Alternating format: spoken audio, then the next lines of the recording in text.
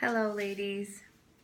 Today, God willing, we're going to discuss the difference between process and product. In other words, we're going to talk about how do we approach a change that we're trying to accomplish? How do we approach the process versus the product? In other words, sometimes when we try to accomplish either a difficult character trait or something more practical where we're trying to accomplish something physically. Let's say cleaning the house. It's something very, very practical, or completing one chore. Rabbi Zelig Pliskin, in his book on patience, suggests to focus on the process versus the product. The secular view teaches us that product is what it is to aim for. Product is the goal. The Jewish view is to focus on the process. Why? Because Hashem, our creator, is the only one that makes things happen. We can try all our efforts. We can do our best. We can try everything in the world to have a certain goal in mind to make it happen. And it may not happen. And we have to come to terms with that. And it's very hard, it may be very hard to understand this and to come to terms with this. However, it's the truth. Only Hashem makes things happen. We have to enjoy the process to reach a goal. In other words, I can, very practically speaking, let's talk about the example with the cleaning of the house or completing that chore. I can set a day to clean the house. I can plan for it. I can make my schedule happen. But at the same time, it may not happen. Something else may come up. But I am rewarded for the effort. I really, really tried. I really wanted it to happen. In other words, let's take a different example regarding accomplishing something.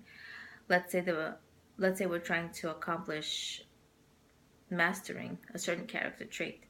Let's say the character trait is patience. And patience is a difficult character trait to attain, especially in our generation. If it was easy, everybody would be patient. But in our generation that we live in, patience is something that's a golden character trait. And the more we strive for it, the more effort that we put into it, the better it is for everyone. The better it is for you. You become a different person, and you also affect everybody else. So let's take this example of acquiring patience. One can become really frustrated with themselves if they are not always patient. But that's not the goal. The goal is for you to see yourself as 9 out of 10 times you have become more patient. The goal for next time is for 8 out of 10 times. And maybe next time, 7 out of 10 times, is to see improvement. In other words, you're embracing and you're living the idea of process versus product. In other words, the goal is not for you to be perfect. The goal is not for you to always be patient. The goal is for you to be more and more patient. And the truth is, the more we work on ourselves, the more we work on a certain trait, it becomes a part of us. In other words, the habits that we take, change our nature.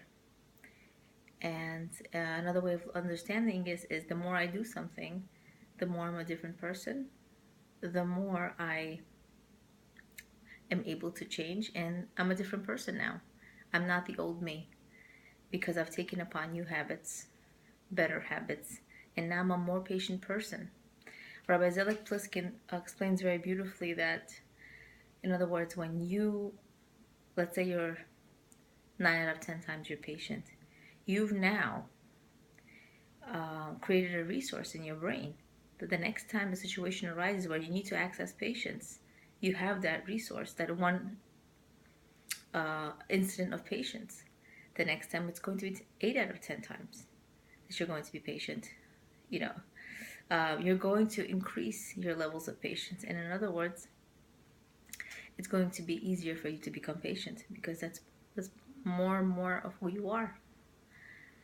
So it's very, very beautiful to see it that way. And it's the only way to really grow and appreciate your efforts. Not to strive for perfection, but to strive for improvement. And everybody has different challenges. If you have a challenges in certain character trait, if you have a challenge in any area, you're going to improve depending on what are your difficulties. And it's very important to focus on yourself. Robertina Stabila Schwartz stresses that nobody really makes things happen. I cannot tell myself I make things happen. I did it, I did it, I did this and I did that and I accomplished this and that. A person can never say that because a person can have all the plans in the world. And if Hashem doesn't will it, it will not happen. God willing, may we make the most out of our efforts by focusing on the processes that we take in order to reach our goals. Leah Abramov, Being and Becoming.